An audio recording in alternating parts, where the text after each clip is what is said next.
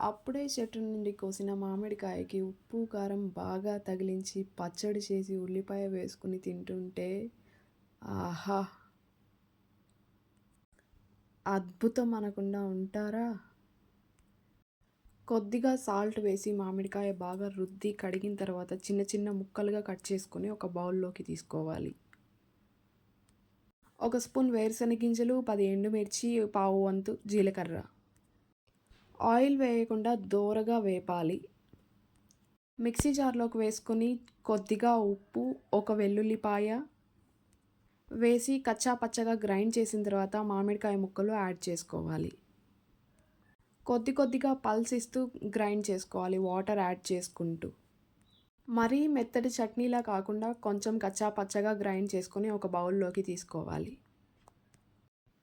ఇప్పుడు తాలింపు కోసం 2 స్పూన్ల ఆయిలు, పోపు దినుసులు వేశాక దోరగా వేపిన తర్వాత తరిగిన ఉల్లిపాయ ముక్కలు, కొద్దిగా కరివేపాకు, కొంచెం సాల్ట్, కొంచెం పసుపు వేసి ఉల్లిపాయలు మంచి రంగు మారే వరకు వేపిన తర్వాత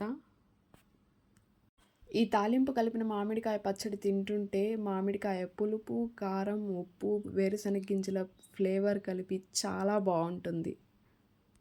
సరదాగా శ్రీజతో వంటలు చూడ్డానికి please subscribe to Srivi foods.